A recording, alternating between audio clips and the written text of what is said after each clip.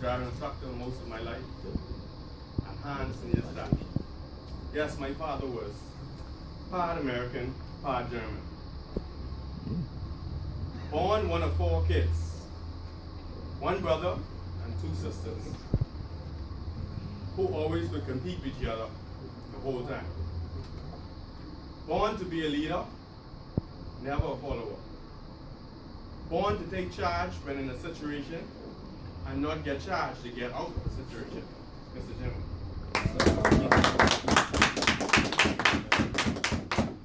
Let me take you all back to the time I grew up in the era of the 80s. It was there in Ridgeland Park West that I grew up. It was in those days that we had a brotherhood. You see, in Ridgeland Park West, we all were considered brothers. But there was a few big brothers that stood out. And the one big brother that stand out, his name was Hugo Stubbs. He was everybody's big brother. He was my big brother's big brother. He was also the big brother of Stephen Stubbs, which some of you all may know his dad. He had style and he had principle about the way things should be done. And he also had a sense of humor. He had a famous line that he would always say while pointing his finger. He would say, "Well, I don't like humans, you know. I can't stand humans." So I would say, "But big brother, you are a human also." And he would reply, "I ain't a human, boy. I is a lion, boy. I rather live with animals, boy." I must admit, he had a big influence on everybody in the neighborhood. So my biological big brother, who took part in more than I would, and most of the mischievous things that went on. And when returning from a night of misbehaving, he would look at me and say, "Little brother used to be joking, you know." I must say, living in Ridgeland Park West was the safest place to live in Nassau to me. What? Let me explain. See, no matter what you did outside of Ridgeland Park West,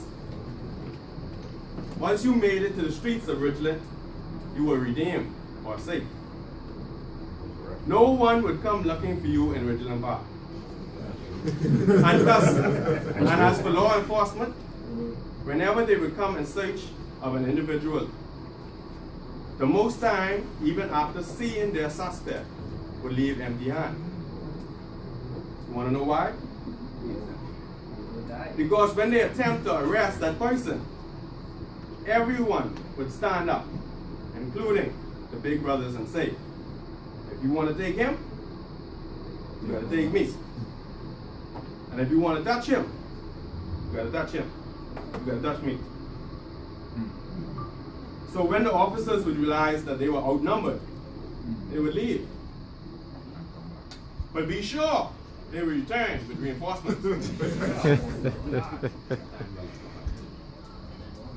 But we also would have a solution for this also. We all would go across the highway into Garden Hills by friends we had in that area and would dwell in their backyards. The advantage we had by fleeing to Garden Hills, if any of you are familiar with it, it's an elevated neighborhood. It overlooks Ridgeland Park. That gave us the chance to be able to see when the squads arrived and search for us all. We will sit it out until the coast is clear. And then we will return home. Many residents in those days would say, living here is like living in Hollywood. Because on any given weekend, you could put a chair on your porch and watch a live movie. I could go on and on with stories of Ridgeland Park, but I will choose not to, because some of which is still under investigation. So I graduated at the age of 16 in S.C. McPherson. Why so young? Because at the age of 6, I was placed in grade 2 at Ridgeland Primary. And before I could warm my seat, I was asked to take a test for grade 3. Because of my continuous ability to mark 100 at everything they put before me. So I took the test and passed with flying colors. So there I was, in grade 3, sitting next to my big brother. And every time he looked at me, he would suck his teeth and say, "I'm get you." It was that jump start that excelled me to graduate at the age that I did. I always liked to repair things. There were not much things I couldn't fix. So after leaving school, I immediately started repairing appliances and electronics.